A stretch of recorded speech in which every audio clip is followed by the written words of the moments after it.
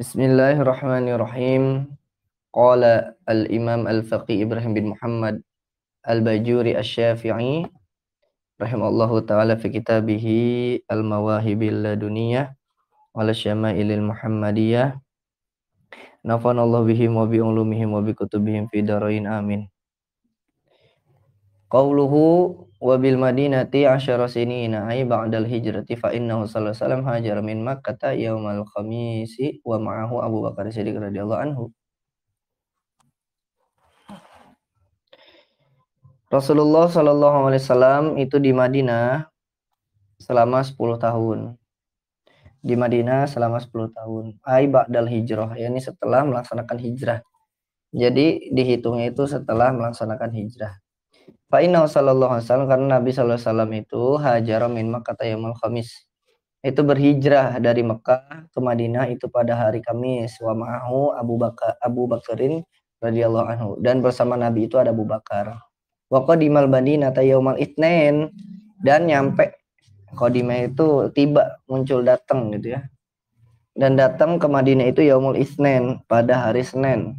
Litsnatai asyara khalat min syarabil awal kama fi rawdah wa fi khilafun tawil.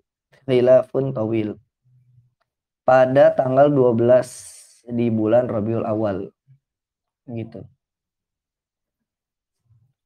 Kama fi rawdah, di dalam kitab rawdah, fi khilafun tawil, dan ada perbedaan pendapat yang panjang untuk masalah ini. Wa amara Rasulullah SAW bitarikhi min hinil hijrah. Nah ini kurang tepat sebetulnya ya.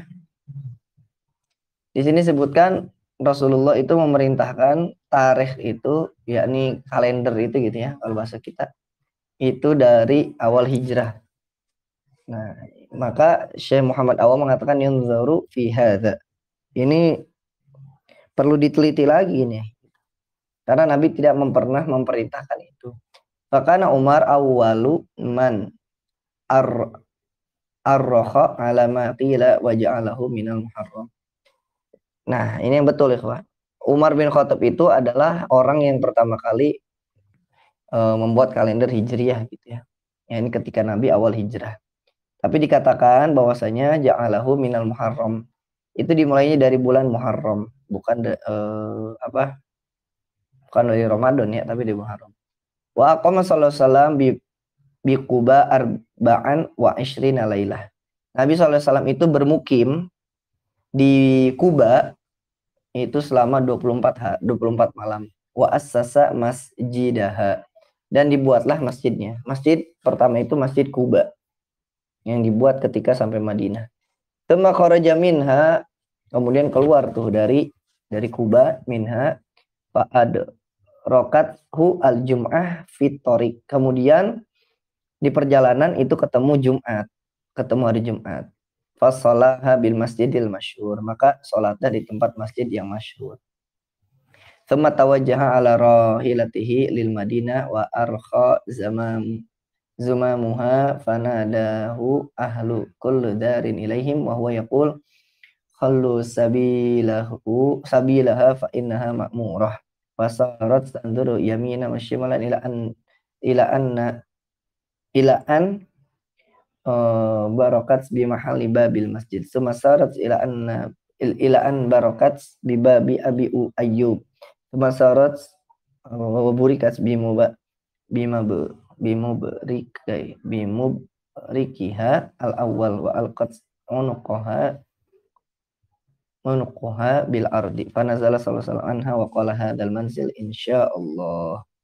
Di sini itu adalah kisahnya tentang ketika Nabi Shallallahu Alaihi Wasallam nyampe ke Madinah ya, ketika Nabi Shallallahu Alaihi Wasallam itu sampai ke Madinah, di mana di sana Rasulullah Sallallahu Alaihi Wasallam itu nanti membuat masjid. Rasulullah Sallallahu Alaihi Wasallam itu membuat masjid. Kemudian disebutkan bahwasanya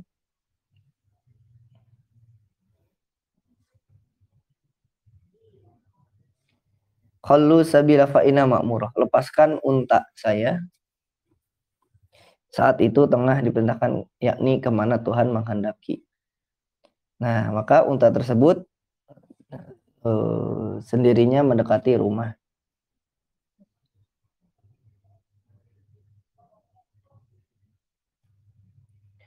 Ya, ini salah satu rumah Banu Adi, ya, ya.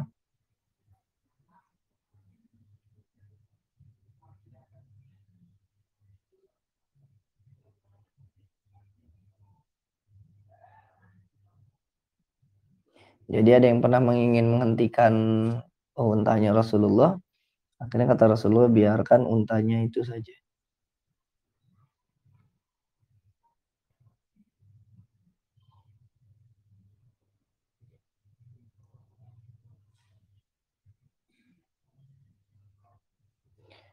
Masjid yang pertama kali dibangun oleh Nabi di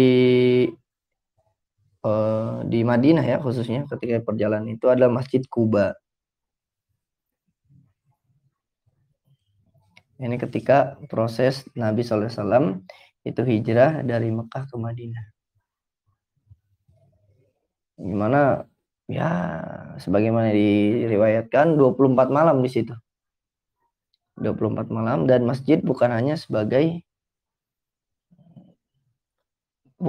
tempat ibadah, tapi juga pusat keilmuan begitu, ya. Belajar di sana, kemudian yang mengumpulkan orang di sana.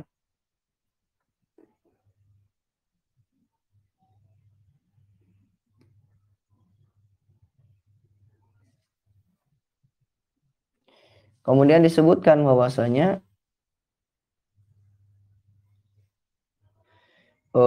di dicek gitu, ya kok, ya. Dicek ke kiri ke kanan.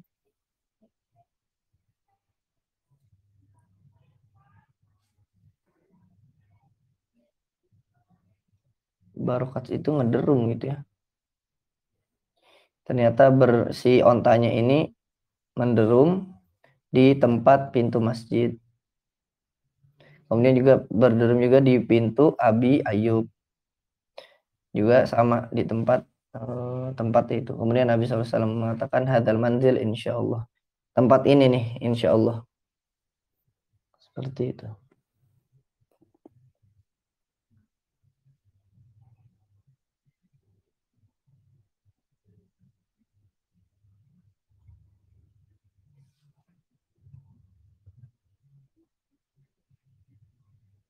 Kemudian disebutkan wa tawaffahullahu ala ra'si siti nasanah. Disebutkan bahwasanya wa tawaffahu wa fi nusrah fatawaffahu, dalam sebagian nusrah menggunakan fa, wa kana ibtida'u maradihi sallallahu alaihi wasallam awakhirus safar. Jadi Rasulullah SAW itu sakit, ya kok, ya. Beliau itu mengalami sakit karena banyak sekali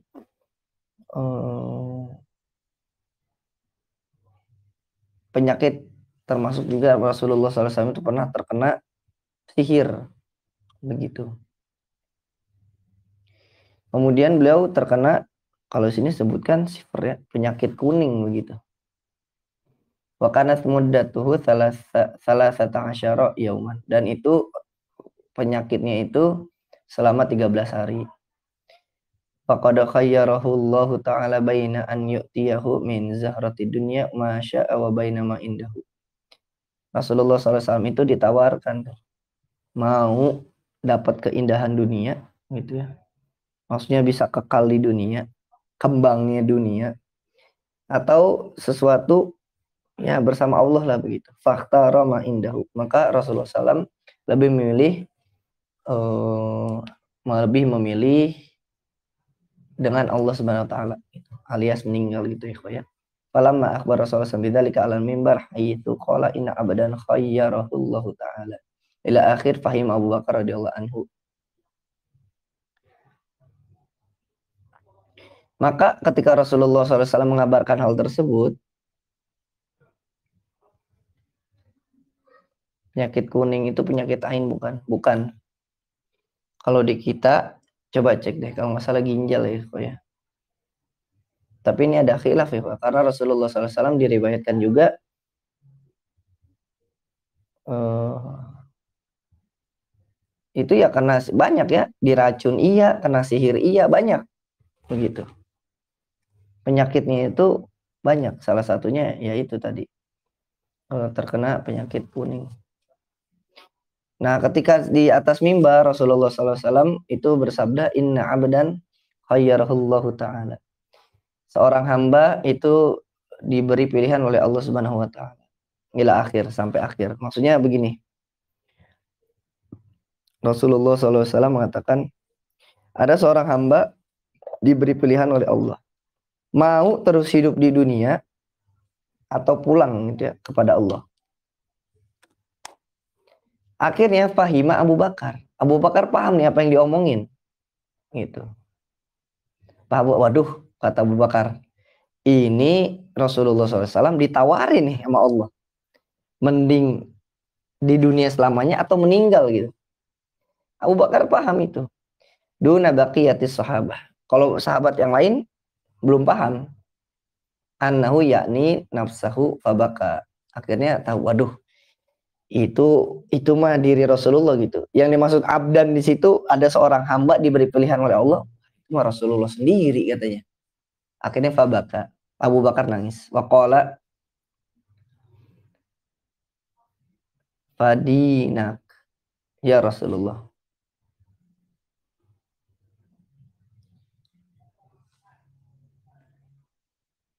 Kemudian ketika Abu Bakar radhiyallahu anhu paham, ketika sahabat-sahabat yang lainnya eh, enggak apa belum paham ya kok ya. Wah, ini mah Rasulullah cuman ngabarin aja nih gitu. Fadayinak gitu ya, fadayinak.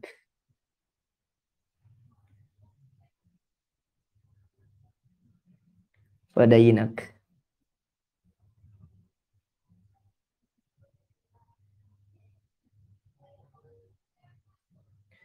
Dainak itu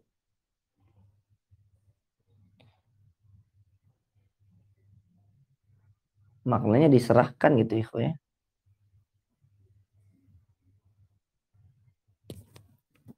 Fadainak.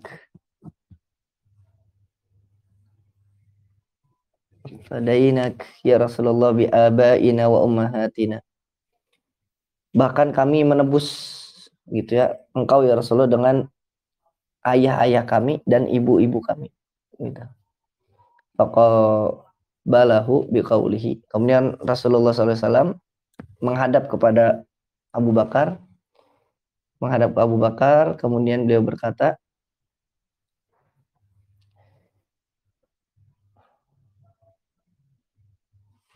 Inna man amanna nas alayya fi suhbatihi wa mali fi suhbati wa malihi Aba Bakarin. Orang yang paling terpercaya gitu ya atasku dalam pertemanan maupun harta materi itu Abu Bakar. Kalau misalkan kata Rasulullah andai kata walau kuntu muttakhidan, boleh ngambil gitu ya, muttakhid,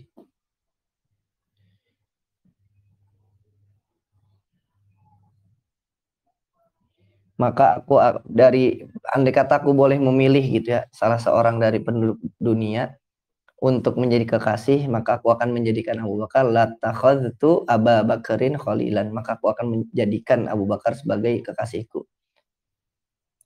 Lakinna akhwatul Islam, akan tetapi ya ini persaudaraan Islam. Ai walakin baini wa bainahu akhwatul Islam, akan tetapi antara aku dengan Abu Bakar itu adalah persaudaraan Islam. Wa inna ma lam yattakhidh sallallahu alaihi wasallam min ahlil ardi khalilan li annal khalila tamla'u mahabbatil qalb bihaitsu la yabqa fihi mahallu li ghairihi. Maka Rasulullah tidak menjadikan satu dong gitu ya, tidak memilih satu. Karena Rasulullah mencintai sahabatnya juga semuanya. Karena yang namanya khalil itu akan memenuhi kecintaan dalam hati. Jadi kalau udah jadi khalil seakan-akan hanya only one gitu ya, Pak. Gitu ya, hanya only one, satu-satunya. Wa hadza la yakunu min sallallahu alaihi wasallam illallah, dan tidaklah itu dari sallallahu alaihi wasallam kecuali ya Allah. Isi hatinya Rasulullah ya Allah. Sama qala la yabqa fil masjidi khawqah illa suddat ila khawqah Abi Bakar. Khawqah itu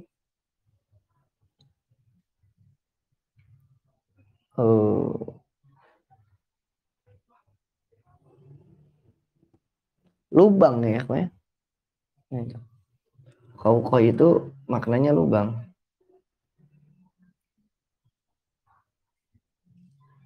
Khawqatun illa khawqatun Abu Bakar.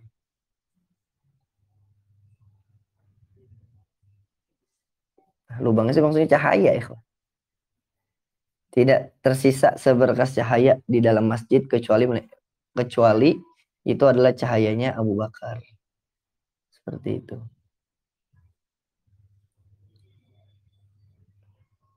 Jadi Rasulullah SAW sangat mencintai Abu Bakar radhiyallahu anhu.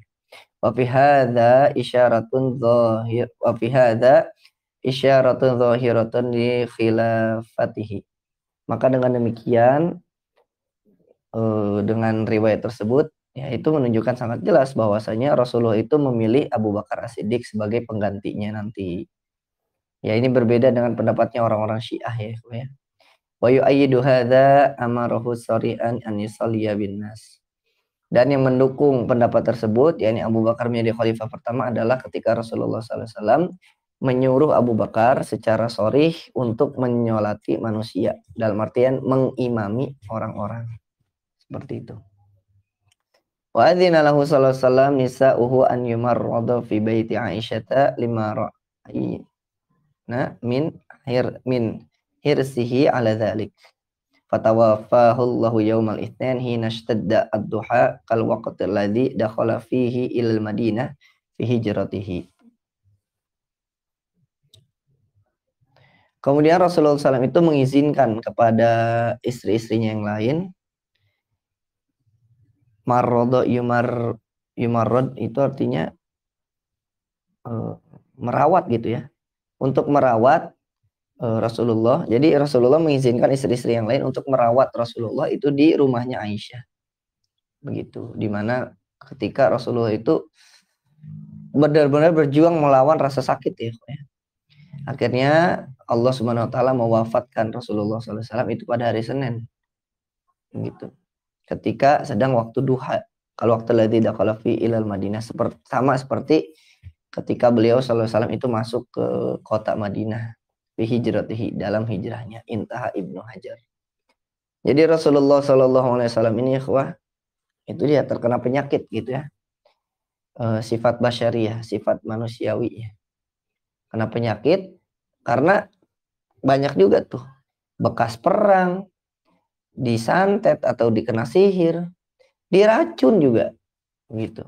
Akhirnya memang sudah usia begitu ya. Sudah usianya ya Rasulullah diberi dua pilihan, mau tetap di dunia atau meninggalkan dunia ini dan fokus kepada sudah selesai gitu ya. Yang tadinya duniawi, yakni duniawi itu maksudnya Rasulullah SAW mengatur perkara-perkara dunia gitu. Perkara-perkara dunia itu bukan berarti yang remeh gitu ya. Tapi Rasulullah yang memberi hukum dan lain sebagainya. Dan juga Rasulullah diberi pilihan yang lain atau kembali kepada Allah. Akhirnya Rasulullah SAW itu memilih kembali kepada Allah Subhanahu wa taala. Nah, ketika proses dalam perjalanan rasa sakit itu, Rasulullah SAW ya dirawatnya oleh istri-istri beliau. Diriwayatkan bahwasanya Rasulullah SAW itu meninggal pada hari Senin, itu ya di waktunya waktu duha.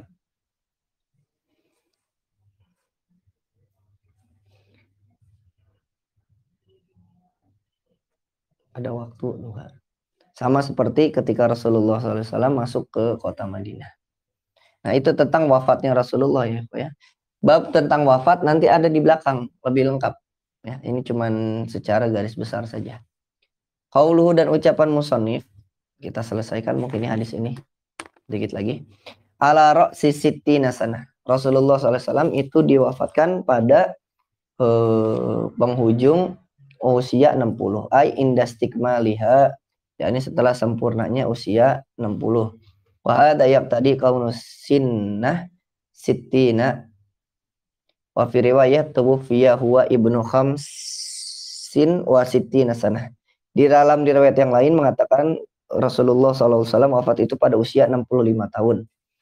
Wa fi ukhra, dan riwayat yang lain salasin wa sittina, 63 tahun. Wahya as-sahhuha wa ashhuruha, dan pendapat ini yakni yang 63 tahun adalah pendapat yang paling sahih dan paling masyhur. Wa jumi'a baina hadhihi riwayat bi anna al-ula fiha ilqa'il qasr wa huwa ma zada 'ala al-iqd.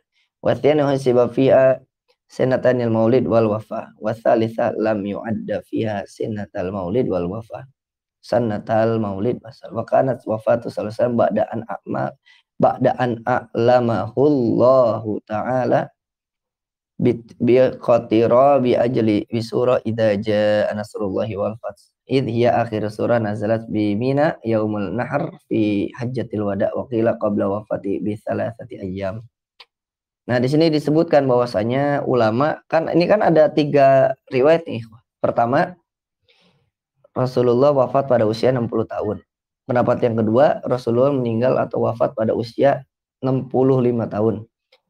Yang selanjutnya, pendapat selanjutnya, Rasulullah SAW wafat itu pada usia 63 tahun. Dan usia 63 tahun inilah pendapat yang paling sahih dan pendapat yang paling masyhur. Seperti itu. Nah, kemudian Imam Al-Bajuri menjelaskan tuh perbedaannya apa. Nah, disebutkan kalau yang pendapat yang pertama itu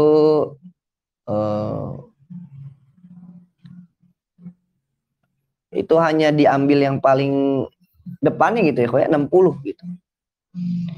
Misalkan usia kita 35, kita nyebutnya usia kamu berapa? 30-an gitu.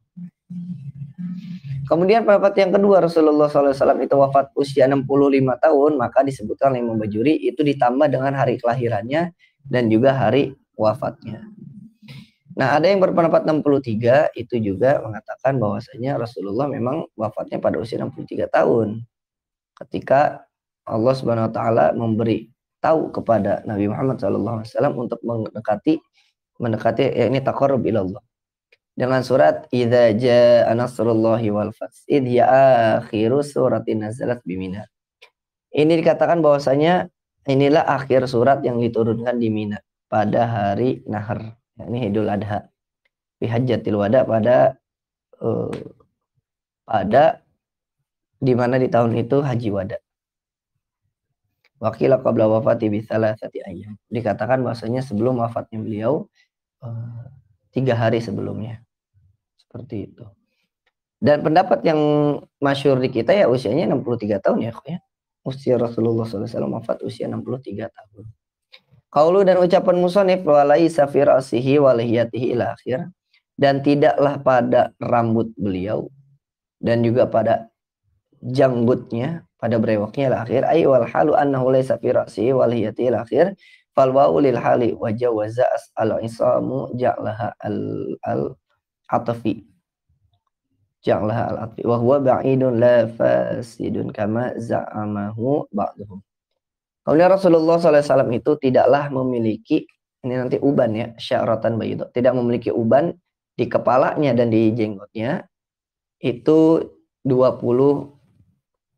helai gitu ya, 20 rambut. Ai bal aqallu bidalilin khabar Ibnu Sa'id. Bahkan disebutkan ubannya Rasulullah baik yang ada di kepala maupun di jenggot itu bahwasanya ada riwayat yang mengatakan ubannya Rasulullah itu kurang dari 20. Sebagaimana khabarnya Ibnu Sa'ad, maka nafiliyat yurasi ila sab'a asyarata sya'ratan baydaan. Bahwasanya Rasulullah SAW itu di dalam riwayat Ibnu Sa'id memiliki 17 gitu ya, 17 helai rambut uban. Wa khabar Ibnu Umar, ada juga khabar Ibnu Umar, karena syaibahu nahwan min 20 ay qariban minha. Wa fi badil hadis ma yaqtadi anna syaibah la yazidu ala asyra sya'rat. Bahwasanya dikatakan di riwayat Ibnu Umar itu disebutkan 20 gitu. Pada intinya Rasulullah SAW memiliki uban tapi ubannya sedikit. Ya, ubannya sedikit. Bukan ubannya itu kepalanya ubanan semua, bukan seperti itu. Asyara syarat li iradi bisigha jam'al qillah. Nah, disebutkan bahwasanya rambutnya itu di sini sebutkan tidak lebih dari 10 helai.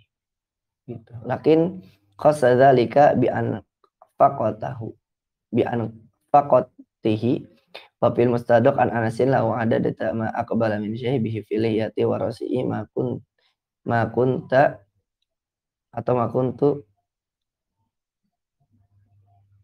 aziduhunna ala ihda asyarah lakin hadha binisbah ila ma yara min asy'arati bit takhmin id yab'adu anna sahabi yatafahhasu ma fi athna'i sya'rihi bit tahqiqi wa nafyus syaibi fi riwayatin al muradu bihi nafyu kathratihi la aslahu.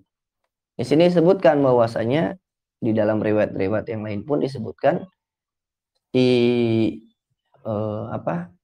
yakni ubannya Rasulullah SAW ada yang mengatakan hanya 20, mengatakan 17 begitu ya. Ada yang mengatakan 10 karena sesuai perhitungan aja.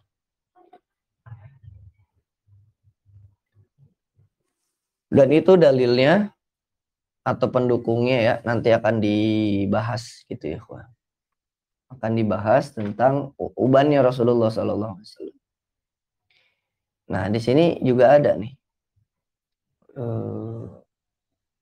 wasabab qillatu syai'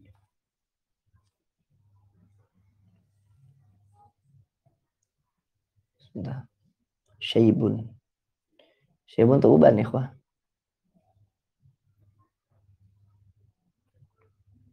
Syaba yashibu beruban.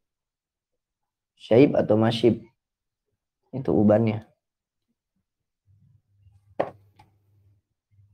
Nah disebutkan sebab sedikitnya uban Rasulullah SAW annahu syainin.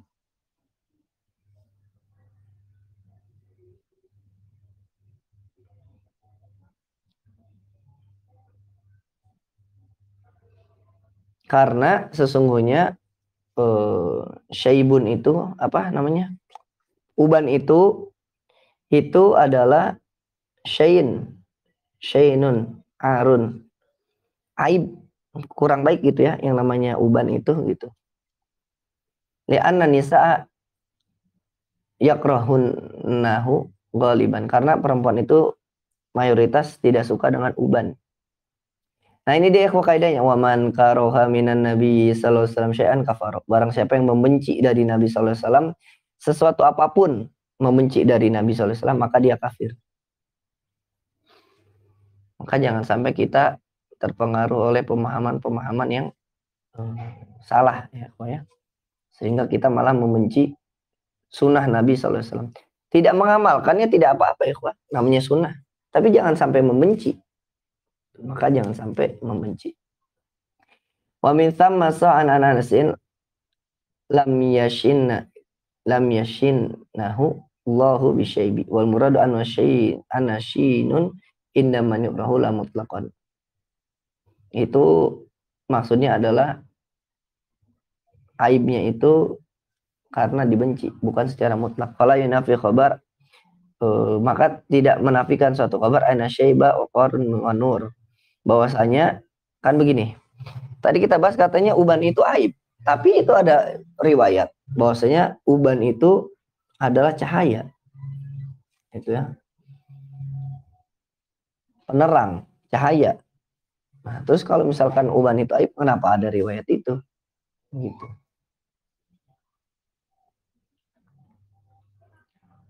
Wa amma Rasulullah sallallahu alaihi wasallam bitaghirihi fala yadullu ala annahu syai'un mutlaqan.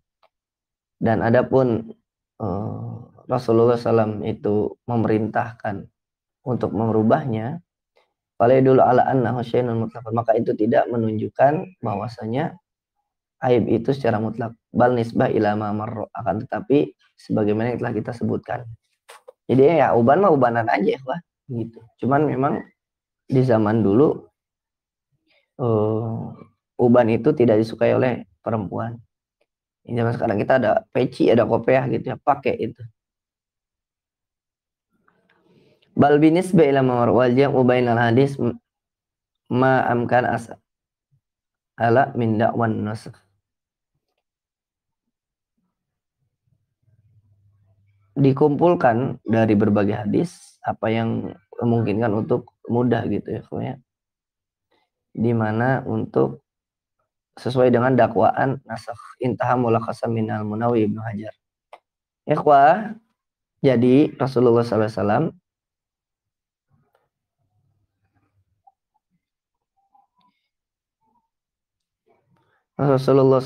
itu hanya memiliki beberapa helai uban saja, baik di jenggotnya SAW atau di rambutnya gitu, baik itu di jenggotnya maupun di rambutnya, tidak lebih dari 20. Ubannya itu tidak lebih dari 20. Seperti itu. Jadi kalau misalkan mimpi ketemu Nabi,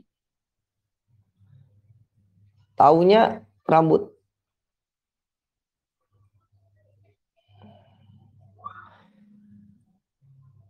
Taunya rambutnya putih semua. Nah, itu bukan Nabi. Begitu, itu bukan Nabi. Jadi rambut Rasulullah SAW itu lurus bergelombang, gitu ya, lurus bergelombang, dan hanya beberapa saja ada helai ubannya. Seperti itu ya, ya. Hanya beberapa helai saja yang ada ubannya.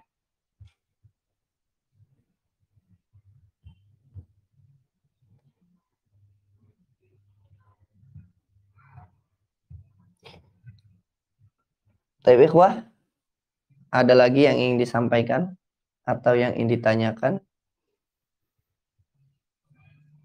atau yang ingin didiskusikan? Kita sudah selesai pada hadis yang pertama tentang sifat-sifat fisik Rasulullah dan sedikit kisah-kisahnya ya. Insyaallah kita lanjutkan. Tadi ada yang menyampaikan bahwasanya, oh ini pertanyaan, penyakit kuning itu penyakit ain bukan? Ya penyakit kuning itu sebabnya banyak ya.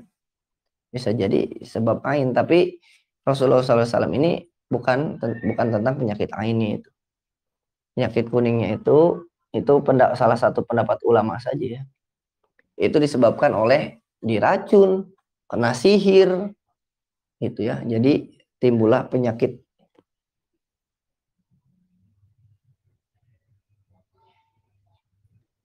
Ini pertanyaan, uban itu boleh dicabut atau tidak? Uban itu disebutkan makruh ikhwah untuk dicabut.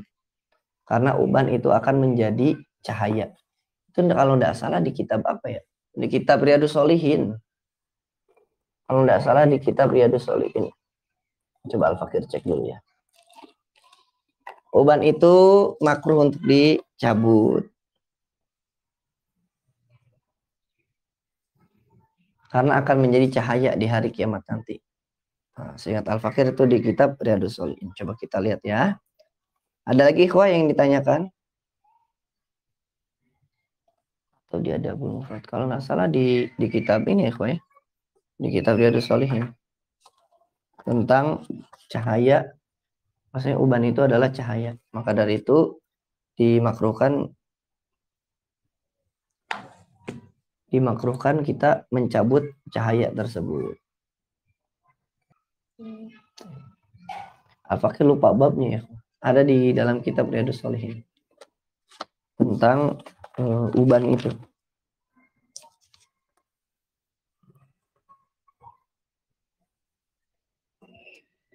Ada lagi ikhwah? Sudah kita dapatkan tuh beberapa faidah dari yang telah kita pelajari. Ini bab. Dalam kitab Riyadhus Shalihin itu kan nama babnya itu sebagai hukumnya kayak babu karohati apa-apa begitu. Babu tahrimi haram berarti. Babun nahi larangan begitu.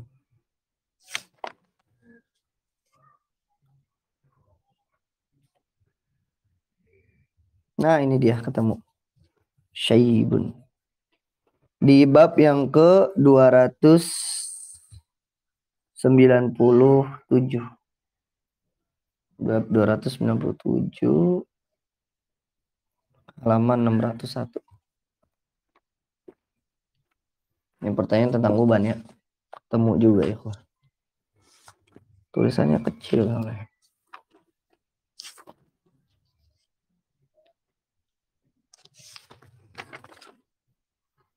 Mana tadi?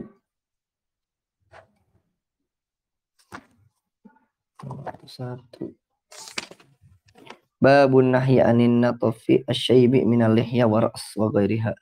Wa natafil amradi syi'ri lihyati inda awali tulu'ihi. Nah, ini ikhwah dengarkan. Tentang nyabut itu ya. Ana Amr bin Syu'aib bin an abihi an jaddihi sallallahu alaihi wasallam qala la tantifu asyaiba fa innahu nurul muslim yaumal qiyamah. Jangan kalian tantifu natafa. Natafa itu artinya mencabut, ditarik gitu ya.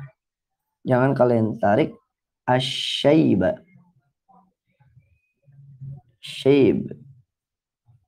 Yakni uban gitu ya. Jangan kalian cabut uban. Ini pakai nahi ya. Fa innahu nurul muslim yaumal qiyamah. Karena syaib itu adalah cahaya seorang muslim di hari kiamat. Nahyu an yantafi syaibi min baini syi'ri haitsu kan li'annahu alamatul umri wasyaykhukhah wa li'annahu nadhir ila daril akhirah wa warada annahu ta'ala yastahi an yu'adziba syaiba dza syaibati fil Islam.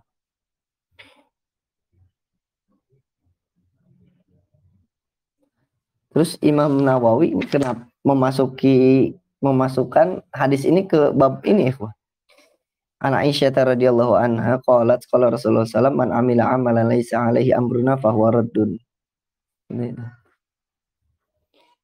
Di sini itu ingin menjelaskan bahwasanya termasuk perbuatan bid'ah itu gitu ya.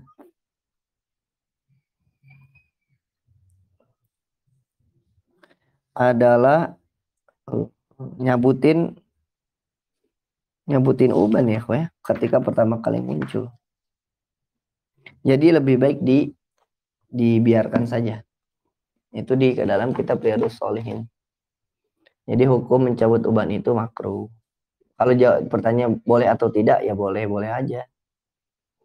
Mencabut uban itu boleh aja. Begitu ya,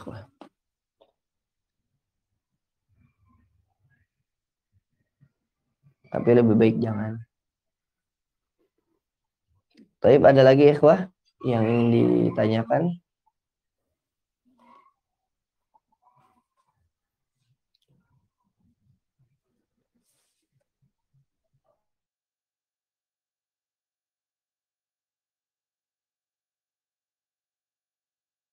Adapun katanya uban itu membuat gatal, itu juga perlu diteliti lagi ya, kok ya. Seperti itu.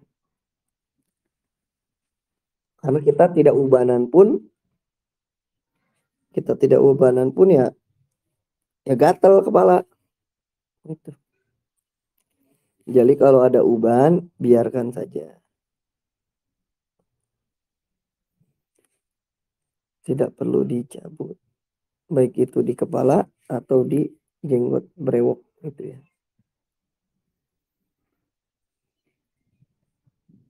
Tapi alhamdulillah pada malam ini kita mendapatkan faidah beberapa dari kisahnya Rasulullah SAW dan juga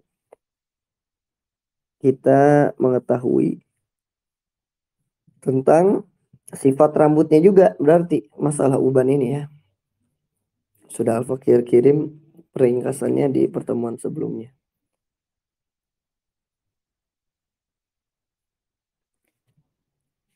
Baik, kita akhiri. Insya Allah kita lanjutkan di pertemuan selanjutnya. Hadza akhiruhu wa sallallahu ala sayyidina Muhammadin wa ala alihi washabihi ajmain. Akhirul kalam. Allahumma fiqil aqwami thoriq wa ila liqa'il mutajaddid. Assalamualaikum warahmatullahi wabarakatuh.